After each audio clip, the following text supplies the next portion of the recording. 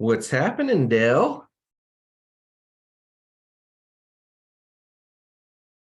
Looks like we got a few others hopping on here. We'll give everybody just a minute to get on, and then we will get going. There's a friendly face. What's up, Keith? How are you?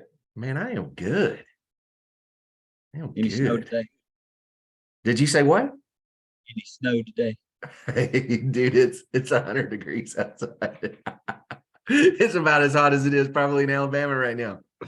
Oh, my daughter's in, and she said it's been hailing really bad up where she's at in Vail area. They've been getting hailstorms like crazy. So kind of nuts, man, kind of nuts. We'll give everybody a second. Hopefully we'll have a decent crew today. We're going to talk about 1 Samuel 25 today. We're going to talk about David and Abigail today. So this will be fun. This will be a good little chat about a topic that could be a whole lot of these conversations, but we're just going to look at just a couple of things out of the story today, and hopefully it'll give us something to feed off of and to introduce. So yeah, we'll see. So far, it's a pretty small group, man. Looks like it just might be a few of us today. That's okay. It's Friday. Fridays are a good day, right? I think it is. I don't know. I get lost sometimes in my days because we get so busy doing things. I wake up and I'm like, what day is it again? Not even sure. All right. Well, I guess ultimately it's up to us whether it's going to be a good day or not. That's right. That is exactly right. And we talked about inside of our group. I went live this morning inside of our paid group, talking a little bit about mindset, because it truly is all up to us. The story we tell, the meaning that we give everything, it's totally on us. It's totally up to us. So this will be good to be able to hop on and to kind of discuss some things that are important today and things that should be important today. Because I think, as so much of life is, there's a lot of things that are that take our time or take our attention that aren't important, not in the bigger scheme of things anyway. So, all right, well, let's go ahead and dig in with who we have. Looks like we have a couple more that joined. If you guys don't know who I am, I know we do this every single time, but I know we have a lot of people that come and visit because this is all new. So if you guys don't know who I am, my name's Cory Long. I spent about 17 years in full-time ministry, doing youth ministry, college ministry, children's homework, all across Texas and New Mexico, and even into Kansas. The last almost 5 years, we traveled in a fifth wheel or in a motorhome full-time, and we went and worked at camps and churches and nonprofits and anywhere that they would let us come and help. And so we spent almost a little over 4.5 years doing that. And then a couple of months ago, we decided to put down some roots in the big city of Lubbock, Texas, which, if anybody knows Lubbock, it definitely does not look like what's behind me on the screen right now. It is about as flat and brown as could be. It actually is a little green right now because we've had so much rain, which is kind of cool. If you guys have seen the massive storms lately that have talking about a couple tornadoes that came through Texas, one of those wasn't very far from us, and Perryton and what was the other one? Matador, I guess. Both those little towns got hit pretty hard, so definitely keep them in your prayers. They have had some loss of life and a lot of homes destroyed and other things destroyed. So Matador is a lot closer than Perryton is, but they're not too far from us. So I get on these calls for a couple of reasons. I spent a lot of years doing everything from teaching every week to sermons to worship to whatever. And so I spent a lot of weeks doing that and a lot of years doing that. And this gives me a chance to take scripture and look at it through the eyes of our business, eyes of our career.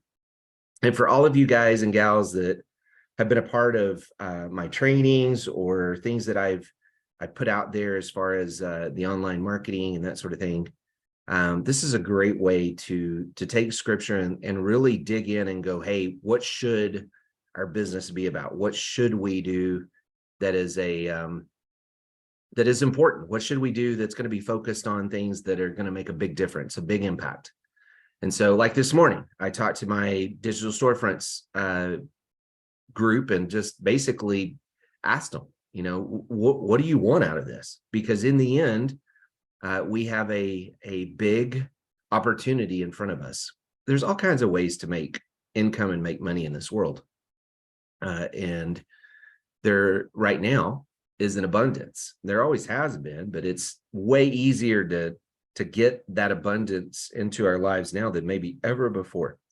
With the internet, everything else that we can do, where we can reach thousands, millions of people at a touch. And so this is a great way for us to look at scripture and go, hey, what can we glean from it? So today we're going to look at 1 Samuel 25. We're really going to dig into not just David and his side of it. We're going to dig into Abigail and her side of it. And we're going to really look at from our business, from just the way we live life. Are we truly capturing those moments in a way that either maybe drive us in an ego way like it did David, or maybe drive us in a way like it did Abigail, where she humbled herself and she went about things in a totally different way, truly saving her family and saving her whole household. And so that's kind of what we're going to talk about today. And then at the end, we'll have a little bit of time, hopefully, to see if anyone on here has some wise words. I always love it when we have others on here that have background kind of like I do.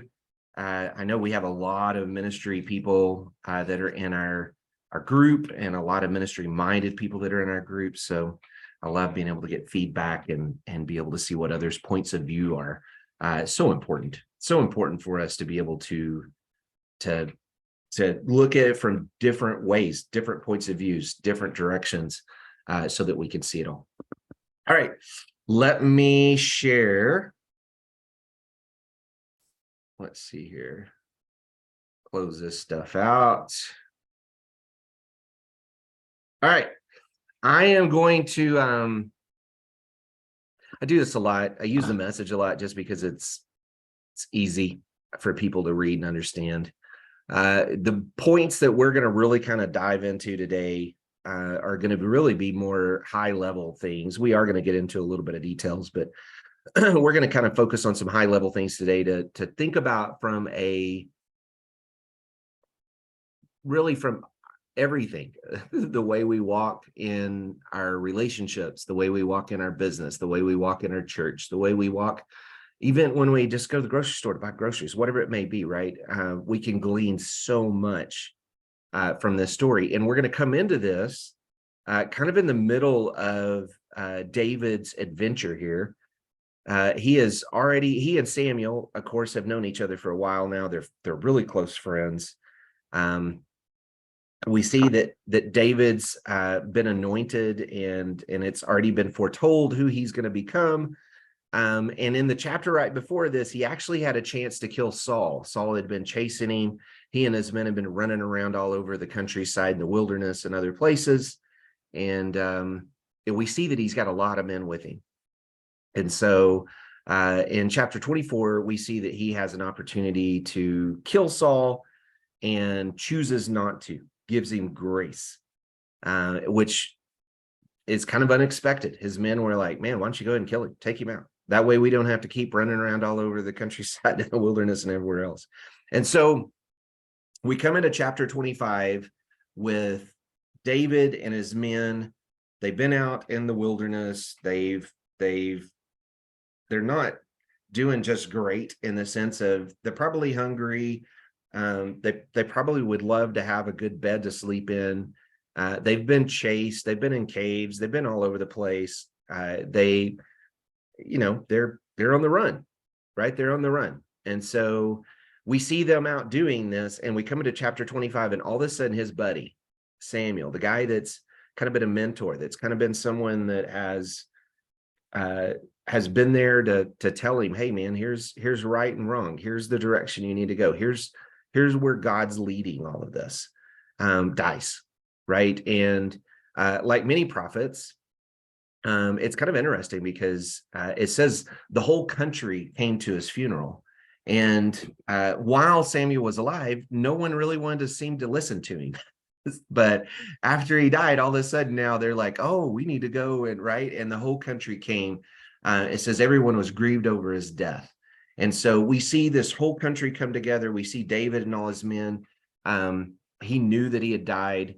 And then we see David move with his guys out into the wilderness. Now, we don't know if this is to kind of get away for a little bit and to have some time away just to mourn. We don't really know the whole story here, but we do know that he had lost a good friend, and he's off to the wilderness with his party of rebels, right? These guys that he's been running around with. We go into verse 2, and it talks about this certain man that owns this business, right? And he carries on his business in the region of Carmel. He was a very prosperous person. He had 3,000 sheep and 1,000 goats. It was sheep shearing time in Carmel. So I want to set the stage for what's happening here. You would shear these sheep, right? Whenever this came up, this was kind of the festive time. This was the time when you had more than you needed. This was the time when you collected funds. This was the time when you made money. This is the time when you would have big feasts and invite everybody over. This is the time when you would have the block party, right? That's this time. That's when this happens, is when he's shearing the sheep. And so I wanted to make sure that we understand this guy's got a massive business. It is that time of the year, and he goes in and he shears the sheep, and we see this kind of unfold because David has been protecting his sheep and his flocks and his shepherds. And so it was sheep shearing time. This man's name was Nabal, which is literal meaning full, a Calebite. We probably remember Joshua and Caleb, right? Coming into the land, right? And his wife's name was Abigail. The woman was intelligent and good looking, the man brutish and mean. Very quickly, we see these two characters come into the picture, right? Nabal was a mean and brutish and rich, and it sounds like he was an arrogant fella, right? And we see Abigail is a beautiful, intelligent woman. There's only 3 women in the whole scripture that uses the words that are described here with Abigail. So she's one of 3. That's a pretty small group of women to be included with, right? David was out in the back country. He heard that Nabal was shearing his sheep. Again, like I said, this was important because this is that time of year when they go and they create funds, and he cashes out, let's say, right? This is kind of harvest time. Shearing his sheep, sent out 10 of his young men off with these instructions. Now, every piece of this story is important, and we're not going to get into all the details today, but even the fact that he sent young men, he didn't send these aged, warriors, because that's really what he had with him. He sent young men, 10 young men with these instructions. Go to Carmel and approach Nabal, greet him in my name, right? So he's telling him, greet him in my name, tell him who I am, right? Go to Carmel and do this, right? Peace, life, and peace to you, peace to your household, peace to everyone here. I heard that it's sheep shearing time. Again, right? David knew what was going on. Here's the point. When your shepherds were camped near us, we didn't take advantage of them. They didn't lose a thing all the time they were with us in Carmel. Ask your young men, they'll tell you. What I'm asking is that you be generous with my men, share the feast, give whatever your heart tells you to your servants and to me, David, your son. Now, he comes at this from a very, in some ways, it almost sounds like he's shaking him down, right? Like, hey, we protected you, give us something, right? But in this day and time, this would have been a very common custom that if somebody had protected your flocks, had protected your guys, had done all of that, then rightly so, they probably deserve to be, because let's be honest, David and his men could have taken whatever they wanted. They could have taken goats, sheep, supplies, whatever they wanted from these shepherds. They could have let, and this was a time when the Philistines were still coming across and attacking, right? This was a time when people were coming in and they were doing raid parties, and they would come in and they would attack and they would steal and they would take. And David and his men protected these shepherds and these flocks, and they didn't take anything. And he wanted him to know that up front. So he sent these 10 guys, grace and peace. Like this is not a hard sell. It's a, hey, here I am. Here's what we've done. We took care of your guys. We protected them. All I'm asking is whatever you think is fair. Could you, give my men a feast, and then whatever right you could do for me, right? And again, think about this. These are guys that have been on the run. These are guys that haven't had a bed to really sleep in. These are guys that probably are looking for meals more often than not. And so they have been out doing this. They could have done whatever they wanted. And David's just letting you know, hey, we did all these things for you. Would you please do this? He didn't ask for even a set amount of money or anything. He was trying to leave it all up to Nabal and let him come up with whatever he wanted to do, right? And we know this guy, and we're going to see in a minute, this dude wasn't just wealthy. This dude was wealthy. This dude had a lot of money. And so we see those young men come in and do this in the name of David, right? David's young men went and delivered his message word for word to Nabal. Nabal tore into them. Who is this David? Who is this son of Jesse? Now, would he know David? Absolutely, he would know David. Sure, he would know David. And he would know who Jesse is, right? He would know all of this. It's not that he doesn't know him, right? The country is full of runaway servants these days. He's talking about how he knows that David and Saul are at odds, right? That David is split from Saul and is on the run and all that, right? Do you think I'm going to take good bread and wine and meat freshly butchered for my sheep shears and give it to men I've never laid eyes on? Who knows where they've come from? What is he saying? This is mine. All of this is mine. This isn't yours, right? And he's basically calling David out, right? And he's poking the bear. He's poking the bear. Now, if I was going to poke a bear back in this day and time, David's probably not the bear I would poke. This guy's a warrior. Like, this is what he does. This is who he is, right? And so the young men hear this. David's men got out of there and went back and told David what he had said. And David said, strap on your swords. This could have been like literally, in the old Westerns, it would have been, let's ride, right? So let's go to war. I mean, he was like, let's just go, load up, right? And so literally David turns, he takes it exactly the way Nabal meant it to be taken. His ego comes up. Now, again, what did I say a minute ago? Chapter 24 that just happened. He had a chance to kill Saul. He had a chance to kill the guy that had been running around chasing him, and he didn't. In fact, he was right there behind him in a cave when he was most vulnerable, and he could have just slaughtered him. He could have taken out the head of the snake right there, and he didn't. He had a lot of patience for Saul, but for this guy, no patience.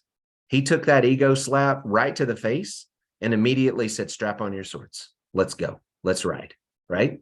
They all strapped on their swords, David and his men, and set out. 400 of them, 200 stayed behind to guard the camp. Again, remember, good sized force. All these guys have been doing is going out and, this is what they do. They go out and they fight. This is what they do. This is a bunch of rugged men that fight, right? And so not the guys that I'd want to tick off. And that's what he basically went and did, right? Meanwhile, one of the young shepherds told Abigail, Nabal's wife, what had happened. David sent messengers from the back country to salute your master, but he tore into them with insults, right? Yet these men treated us very well. They took nothing from us and didn't take advantage of us all the time we were in the fields. They formed a wall around us, protecting us day and night all the time we were out tending the sheep. Do something quickly because big trouble is ahead for our master and all of us. Nobody can talk to him. He's impossible, a real brute. Right? Even the servants knew. They knew if they went to Nabal and they told him what they thought was about to happen, that he wouldn't even listen. They knew that was, in fact, he probably would have punished them, right? Because now we're getting into his arrogance and his ego. And so who do they go to? They go to the wife. They go to the wife. They go to Abigail and they say, hey, Abigail, like they protected us. They did everything that they said. And honestly, they do deserve something from us. And he just insulted them is all he did. And not only has he insulted them, but insulted David, like directly. Like, who is this David? Who is this son of Jesse? Right? Like nobody would know who he is at this point. Right? This is far into the story. They've already seen what David can do. And he just like slaps him, right? And so this is great. Abigail flew into action. She didn't take any time. She didn't. So let's talk about this. Let's talk about how things happen in our life, right? Things happen in our life, and what do? Things happen maybe bad. And let's talk about Abigail knew her husband was who he is. We're going to see that in a minute. Like, this probably isn't a marriage that she really wanted to be in, but she was respectful of the marriage, and she was trying to be a good wife, and she was trying to protect her household, right? She was trying to protect her son. She's trying to protect all these servants, because we're going to find out in a minute that David was going to come and just slaughter them all. He's going to take them out, right? And so Abigail just flew into action. What did she not do?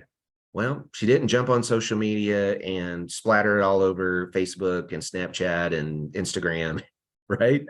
She didn't call all of her friends and sit around and gossip or worry about it or any of that stuff. She just took action. She just went immediately into action, knowing what she needed to do. And we're going to find out in a minute, she was a very wise, a very discerning, a very gracious, a very humble woman. And she just flew into action. She didn't even go talk to Nabal about it. She didn't talk to her husband about it. She just flew into action because she knew what was about to happen. Even the servant knew at this point that things were probably going to get pretty rough. Things were about to get pretty ugly. And if somebody didn't do something, he knew, the servant knew what was about to happen, right? So she took 200 loaves of bread, 2 skins of wine, 5 sheep dressed out and ready for cooking, a bushel of roasted grain, 100 raisin cakes, and 200 fig cakes. And she had all of it loaded on some donkeys. Okay, let's stop right there for just a minute. How wealthy was this guy to have all of this just like available? Like, we're not talking about like think about what she just did. It's not like they could just go to the fridge or the store. They didn't go down to HEB and get some Dr. Pepper ice cream, right? That's not what they just did. They had to literally, they had all of this available and ready to go. Again, this was festival. Like, this is the sheep shearing time. This is when things were festive. This is when you had the block party. This is right. This is when things happened and you invited everybody in. She took all of this stuff that should have already been done in the first place, probably for David and his men, right? And she got it all ready, and she had the servants put it all on donkeys, right? And then she said to her young servants, "Go ahead and pave the way for me. I'm right behind you." But she said nothing to her husband Nabal, right? She knew him.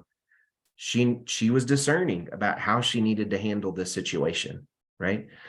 As she was riding her donkey, descending into a ravine, David and his men were descending from the other end. So they met there on the road. David had just said that sure was a waste, guarding everything this man had out in the wild so that nothing he had was lost. And now he rewards me with insults, a real slap in the face. May God do his worst to me if Nabal and every cur in his misbegotten brood aren't dead meat by morning. He was going to kill them all. He told his guys, "Look, giddy up. It's time to go. Strap on the swords." They were heading to go kill him. That's what they were going to do. And then just take what they wanted. And here you have this beautiful woman. It's the way they described her, right? Intelligent woman with servants, a whole lot of food and meat and gifts, right? That are riding along. She sees him first, is the way the stories go. If you look in different translations, she sees him first. They come across, and all of a sudden they're face to face. She hits this thing head on. She doesn't go about it a different way. She didn't send somebody else to go do what she needed to have done. She went and did it herself. She didn't post about it all over the place. She didn't send a message by, bird or whatever, right? She took care of it herself. And she confronts David. As soon as Abigail saw David, she got off her donkey and fell on her knees at his feet, her face to the ground in homage, right? She literally said, I'm going to go into the most humble position that I can be as a servant. Now, remember, she was a wealthy woman, married to a wealthy man, right? In a lot of ways, she would have been equal or maybe even a little higher, right, than David was at this point, just because he was still out running around being chased, right? And so here she is, gets off the donkey, falls to her face, humble, right? My master, immediately puts herself in that position of, hey, you're my master. I'm the servant, right? Let me take the blame. She didn't blame him. She didn't blame the husband right here. It's on me. She knew that David would treat her different, probably, right, than he would treat Nabal. She knew that. Let me take the blame. Let me speak to you. Listen to what I have to say. Don't dwell on what that brute Nabal did. He acts out of the meaning of his name. Nabal, foolishness oozes from him. I love how it says that. Like, it's just straightforward. I mean, this guy apparently, like, fool is about as bad as you're going to get in scripture. Somebody calls you something. And so she's sitting here going, look, I know my husband's a fool and it oozes out of him, right? But listen to me. Listen to me. I'm going to take this servant, right, positioning. I'm going to be humble, right? And man, Abigail had some guts. I don't know about you, but I don't know if I'd have done this. I mean, you think about this. Here is this beautiful woman with a bunch of donkeys and some servants riding out to meet David and 400 warriors, literally strapped and ready to come in and go to war. Like, how many of you would do that? I don't know that I would do that, right? This is one of those where, man, she had some guts to go out and do this. I wasn't there when the young men my master sent arrived. I didn't see them, and now my master, as God lives and as you live, God has kept you from this avenging murder. And may your enemies, all who seek my master's harm, end up like Nabal. Now, take this gift that I, your servant girl, have brought to my master and give it to the young men who follow in the steps of my master. Now, there's so much meat in all this, guys. We could literally do a whole sales course over how she does this.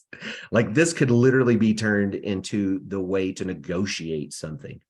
There's so much magic inside of this little chat that she has with him. But look at the positioning that she gives, right? And now my master, as God lives and as you live, God has kept you from this avenging murder. Literally, God has put me in your path to stop you from sinning. What was important to David? Think about that, right? She's basically saying, David, I'm here right now. We're stopped right now on the side of a mountain. And we let her, like, you're going to go sin. We know this is sin, right? And God's keeping you from it, right? And may your enemies, all who seek my master's harm, end up like Nabal. She didn't know what was going to go. She didn't know what was going to happen, right? But she knew something. She knew something was going to happen. And she puts it again. She takes that positioning of, hey, I'm your servant girl. You're my master. Give this to who? Not to you directly. Give this to who? Your young men who follow in the steps of my master. If she gave it directly to David, then it would seem like a shakedown, like he could be bought, right? But he asked initially, he didn't ask for himself. He sent the young men to go and say, hey, would you give to my men, right? That's who he asked for initially when he asked for the gifts.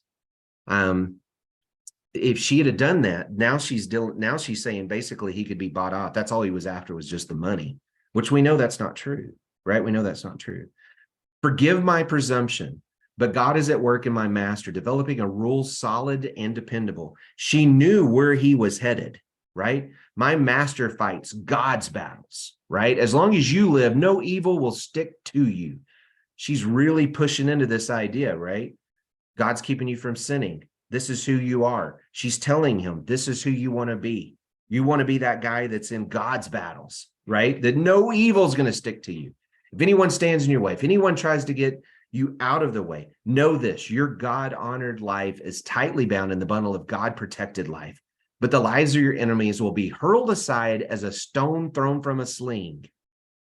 Now, that's something that David would have known something about, right? He's already thrown a stone from a sling. He knows how easy that is. He knows that that's how he took Goliath down. And she's basically going, God's just going to throw your enemies like a stone from a sling, right? Smart girl. Smart girl. Sales pitch. Like, you talking about somebody that knows how to negotiate.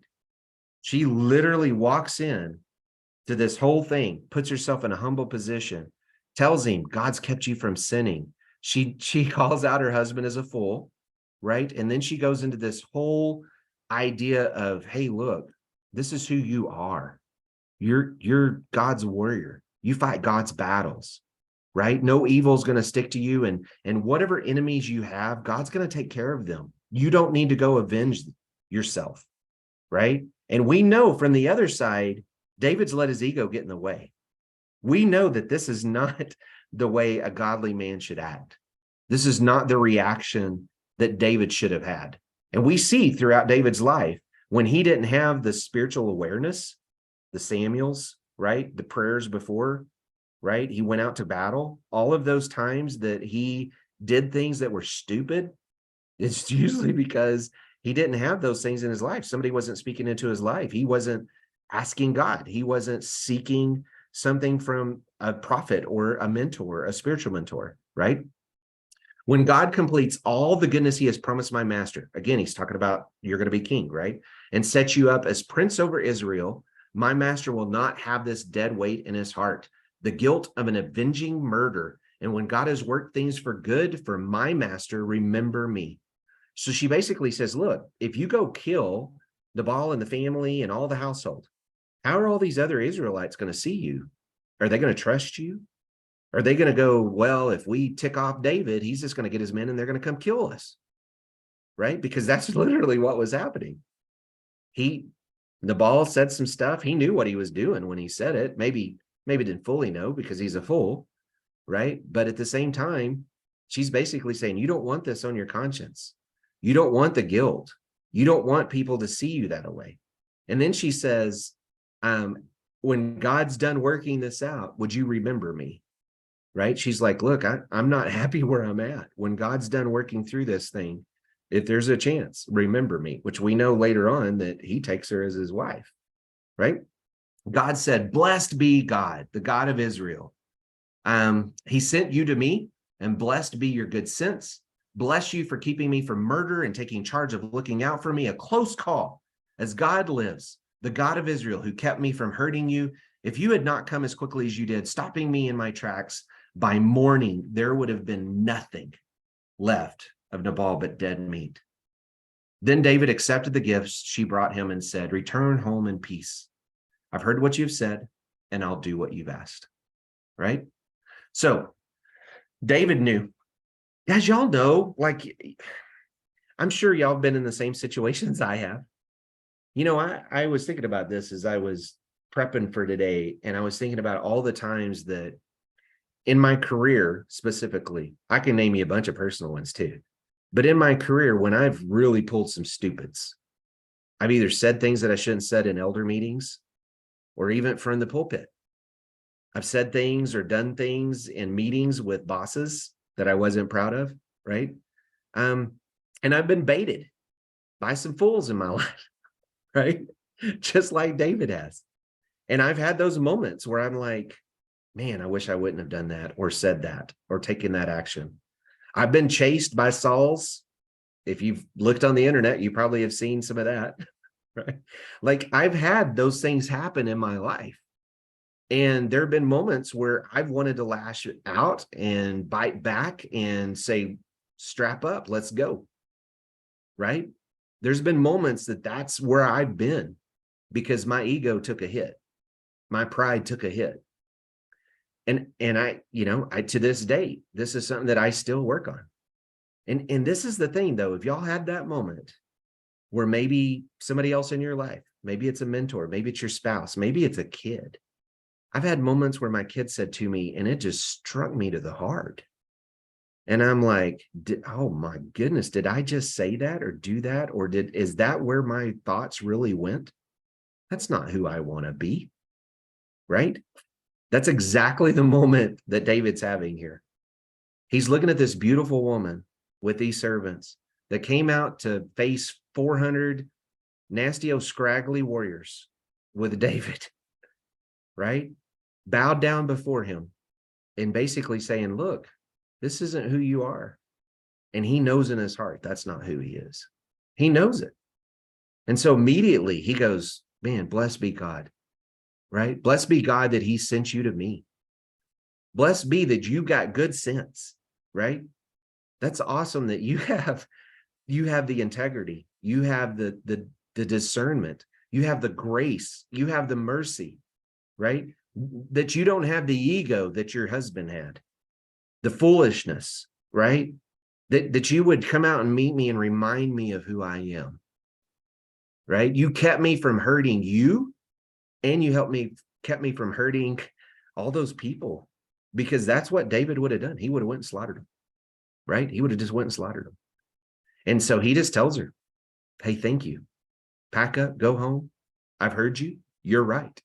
I was wrong, right? And we see David one more time, right? And this is, remember, this is a guy that's referred to, and we know his stumbles, and they weren't small stumbles. We know David had some big old stumbles, some things in our day and time.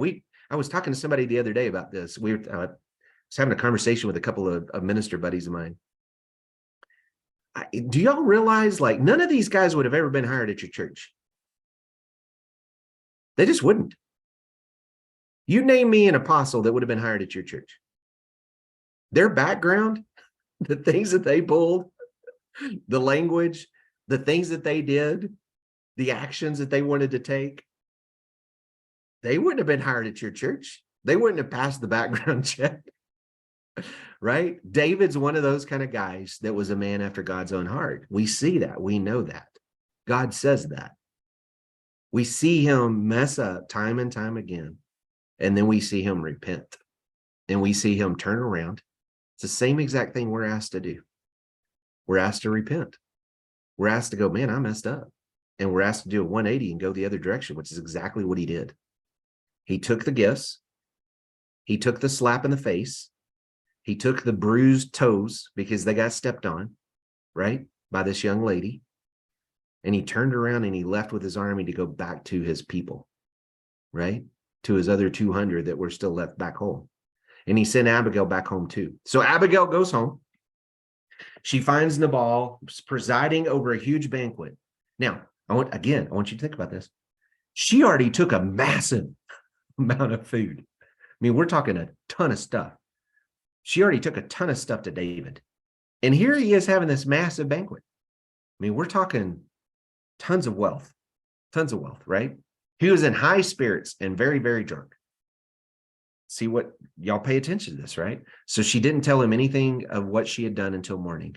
She needed to tell him what she did, but she had some discernment. She knew that that wasn't the time to do it, right? But in the morning, after Nabal had sobered up, she told him the whole story. Right then and there, he had a heart attack and fell into a coma.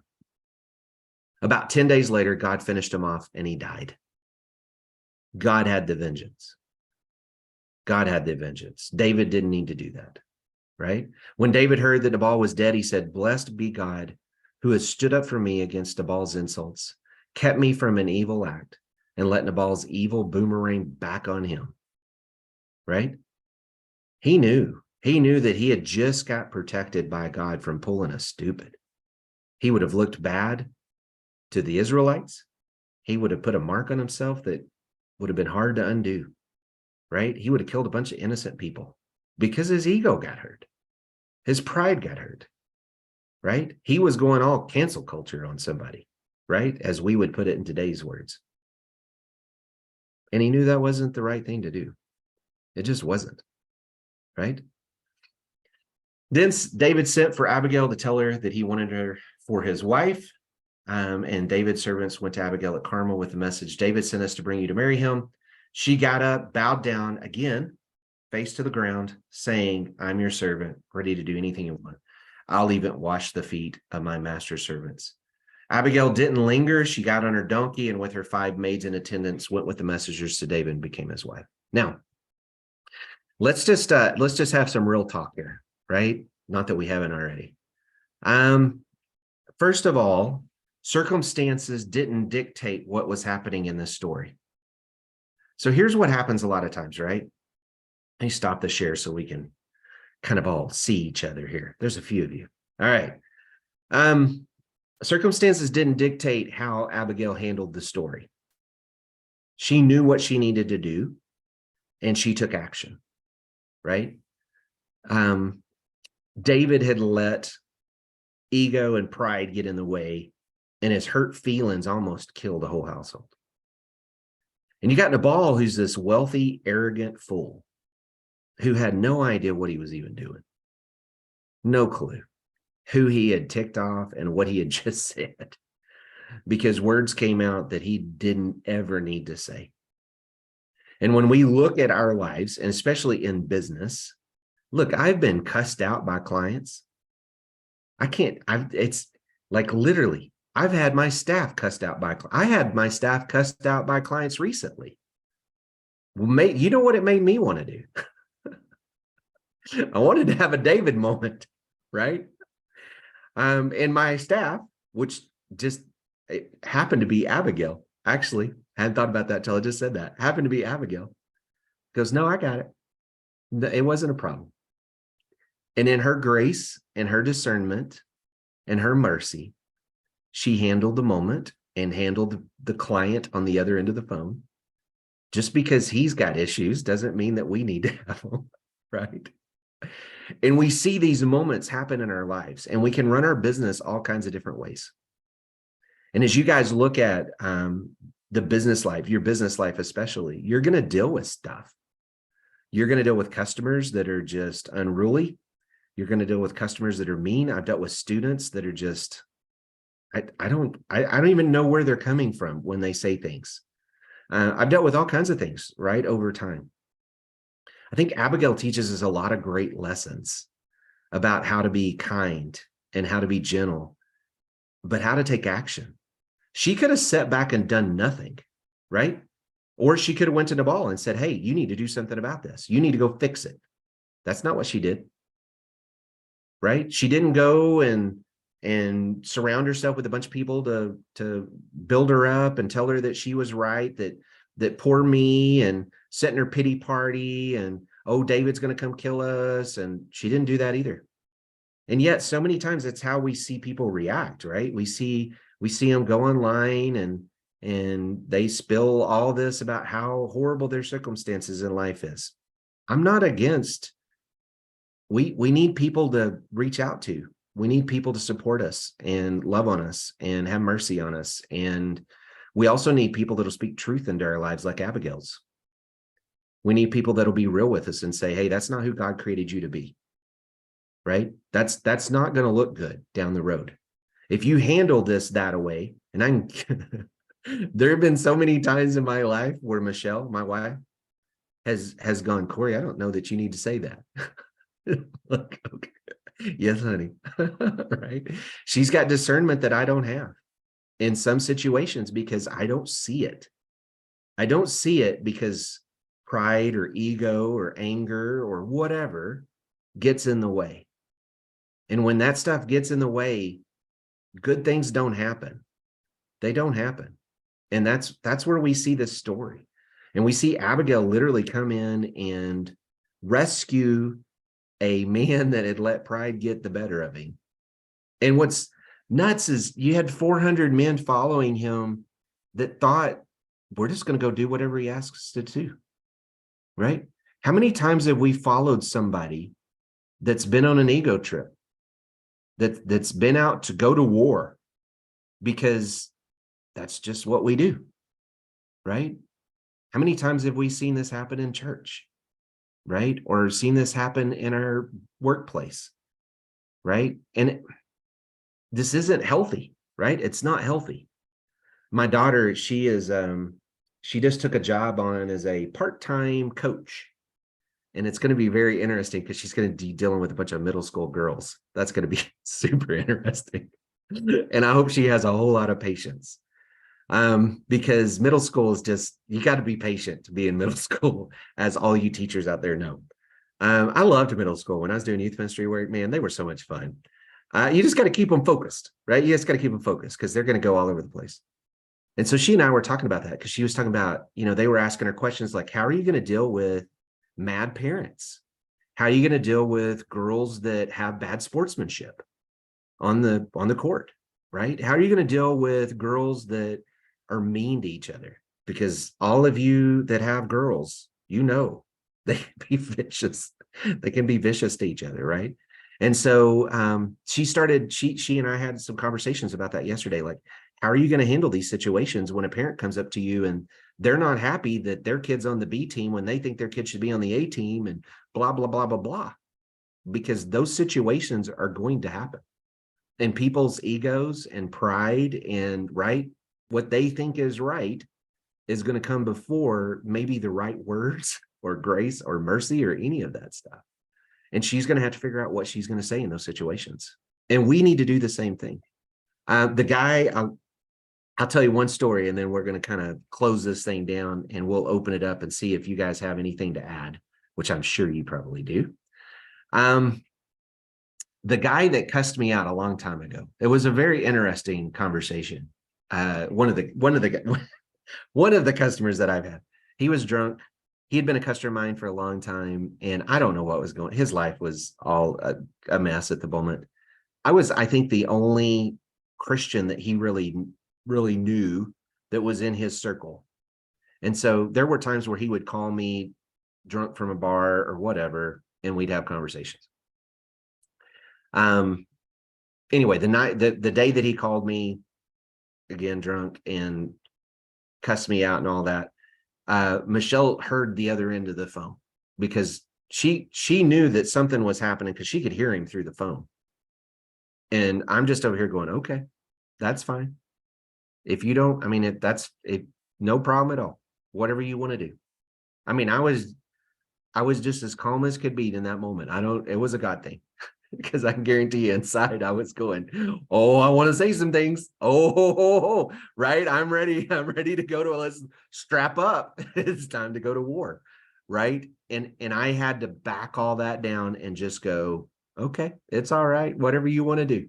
Right. We got off the phone and Michelle goes, I don't know how you did that. And I was like, well, it was a God thing because I don't know how I did it either.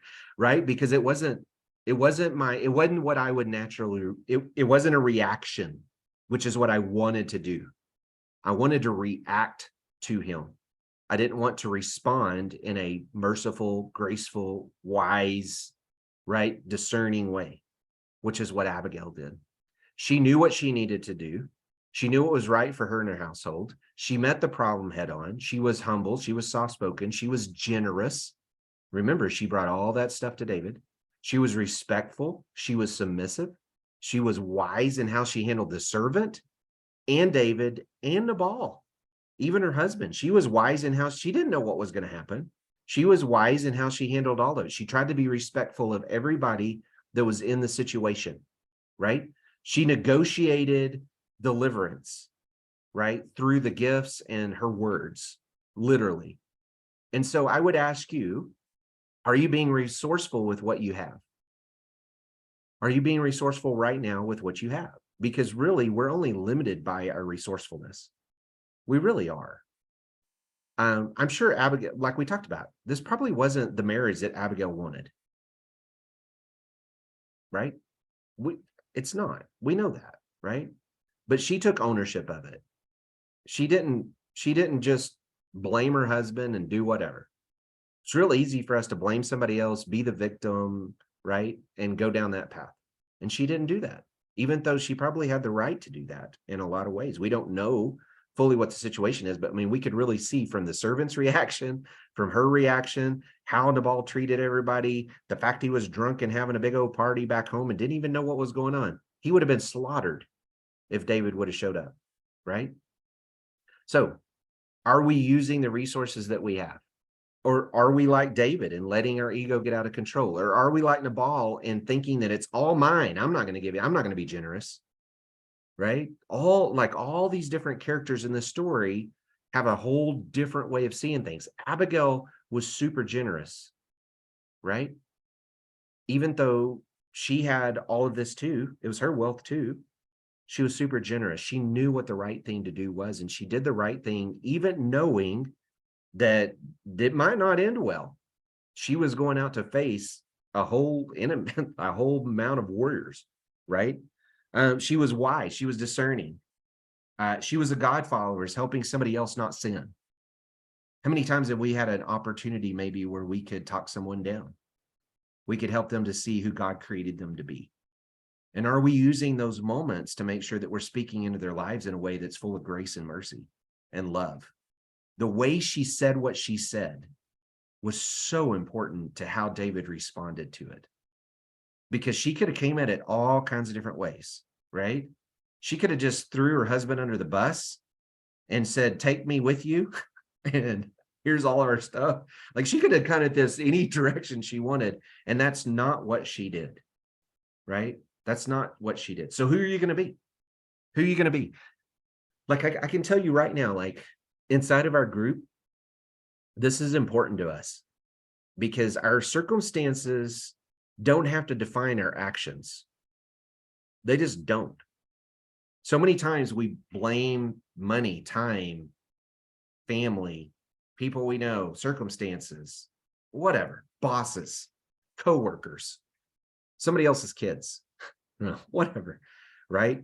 We blame somebody else for what's going on. And we use circumstances to justify our ego, our pride, our stuff, right? And then we go on our rampage thinking that we're justified in what we're doing. And that's not what we see in the story at all. I would just encourage you to surround yourself with people that are pushing you like Abigail's. I want Abigail's in my life. I want people that look at me and go, Cory, that's not who God created you to be. That's not how he created you to talk, not how he created you to live. You've got so much more potential in you. And I want to surround, like Dell and Keith are both in our group. Like these are men that I want to be able to go, hey guys, call me out. Tell me when I'm not being who I need to be, because we need people in our lives that are doing that. We need people. Like I had a guy call me a guy that I've known since high school, actually probably since middle school. He's in our training group. And he called me up one day and he goes, Cory, I just wanted to make sure, are you truly giving what you feel like you need to be giving according to God? Like out of all the money and the stuff that you're making. He just wanted to have a conversation with me about it. And I appreciated the fact that he called me. And it was a hard conversation to have, right? You don't want people holding you accountable in ways sometimes that are uncomfortable. But we need to be uncomfortable to grow. If you could get what you wanted inside of your comfort zone, you'd already have it.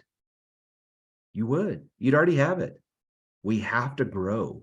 And the way to grow is to get outside of the comfort zone that we have. And sometimes that takes getting confronted by an Abigail and somebody saying, hey, Keith, man, there's so much more, right? That you are meant to be, right? And this is what's going on. And this is where you're at in life. And this is what you need to be doing. And I know Keith, humble guy, loving guy, great guy, right?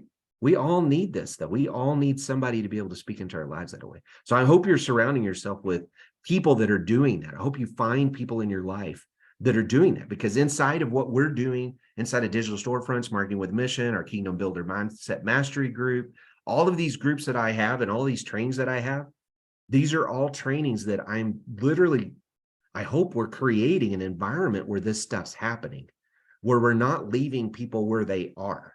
We're pushing them to where God created them to be. Because guys, look, we can change the world. Abigail changed the world that day through just taking action, being generous, being wise, and being humble. Literally changed the world that day for her and all those people around her, and probably the kingdom of Israel. Because if David would have gone and slaughtered them, that would have been a black mark on him from then on. I don't know if he'd have recovered from that, right? We don't know. Luckily, he ran into a beautiful woman with some desserts and some food and some servants. And she had some wise words to be able to tell him, to call him out and say, this isn't who you were meant to be. All right. I hope, did that help? Was that good? I don't know. You guys tell me. Does anybody got anything you want to add? I know we covered a lot of ground today, and there's so much more in this story. So many more ways that we could go about this. Thank you, LJ. I appreciate that response. Yeah. Anybody got anything that they want to add today? Any insights, thoughts, things that hit you, golden nuggets? Got a pretty small group here today, so. Great message. Thanks, Dell. Appreciate you, man. Dell and I have known each other for a while. Yeah. We got a quiet group today then. Now, look. Yeah, Walt's got here late today. Thank you, LaDon. Sounds like she's got the grandkids with her today. That's always a way to test our patience, right? Look, I am learning in my life that we were just talking about this for the book that I'm writing right now. We were just talking about how we have I'm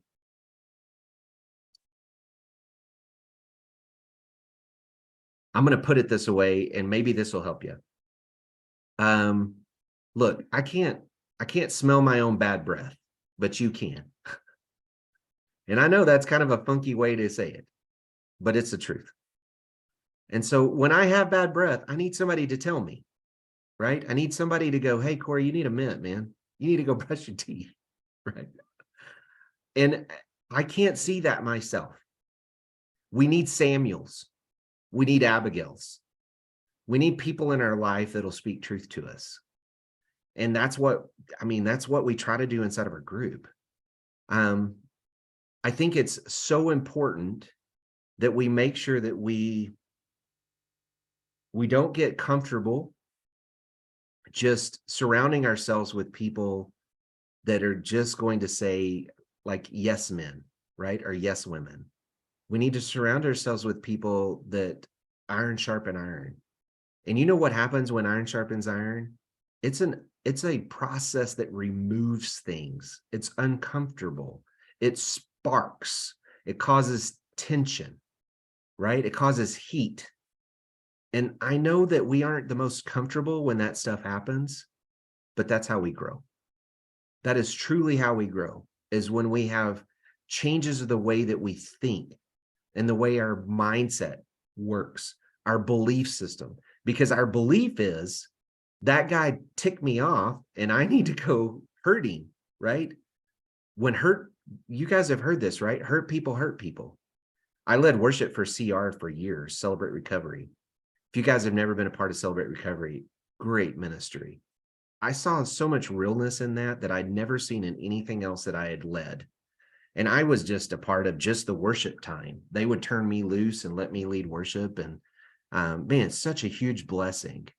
And I think back to all of that, and I think about all those times when I would bring with me our girls from the children's home. Our staff would either bring them or I'd bring them. And so they would line the front pew, or I wasn't pew, it was just find the front seats in this room that we would meet and do Celebrate Recovery. And there was a little girl there named Justice. I say she's a little girl. She was a young woman. And she had, I'll never forget, one day I'm out in the garage and I'm fixing a lawnmower, and her and her little buddy come in there. They're walking around the path or whatever. And she goes, Mr. Cory, have you ever been in jail? I was like, what an odd question.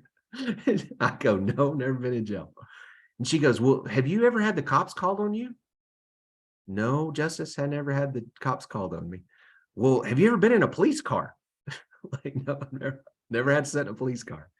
And she's like, well, all of my family has been pretty much in a police car. Most of my family are in jail. And I'll never forget having those conversations with her, and then sitting inside of Celebrate Recovery in the worship time and watching these young ladies that were sitting in that front row, because they always sat right up front.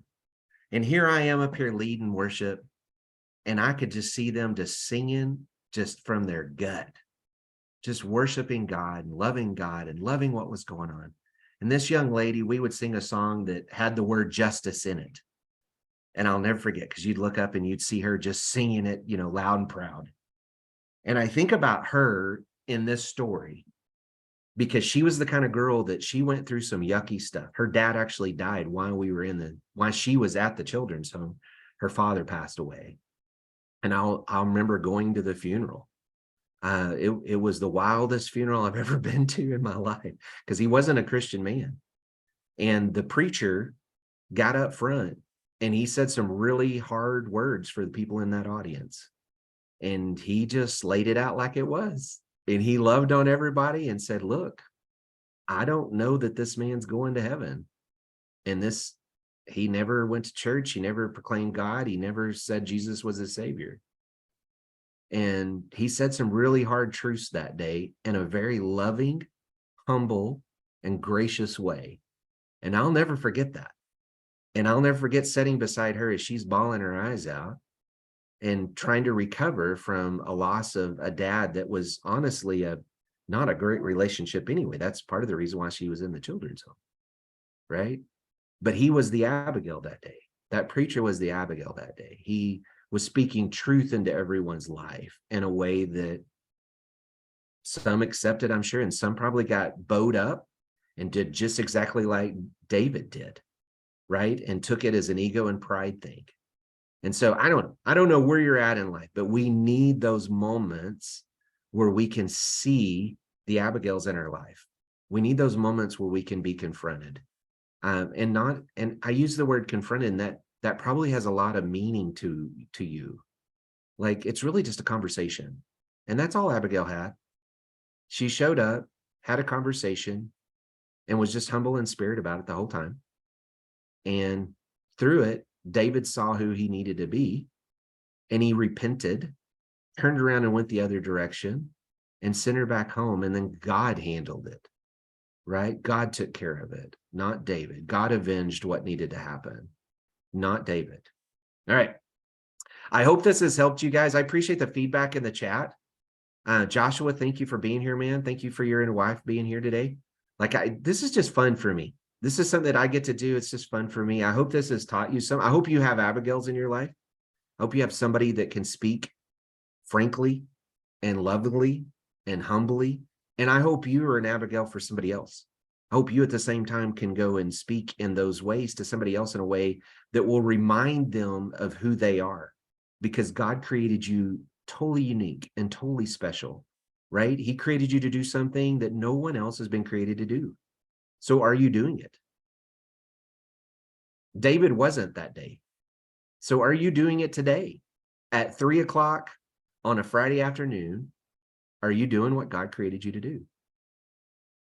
Right? We all got to answer that, because we were all created for something way more than probably what we're doing. I know I feel that. I feel it inside of me. I feel like there's so much more that God has planned for me. I don't know what it is, and I don't know where he's going with it. But I know it's there. I can feel it. I know that he's got so much more planned for me. And I want to take as many people with me as I possibly can. Right? That's the whole point of this, man. I want to take everybody with me. Right? All right. You guys have a beautiful Friday afternoon. I just want to make sure that, I just want to say thank you. You guys spent an hour with me today, and I really appreciate that. And I want to make sure that we are, we're just aware. Maybe that's a good way of putting it, that we're just aware today. No judgment, right? No judgment. Abigail didn't judge anybody. Let's just be aware today. Let's be aware, no judgment, and let's just make sure that we have just who we need to be, because who we are and who we need to be is going to be, oh man, right? It's going to change the world, just like it did for Abigail that day. All right.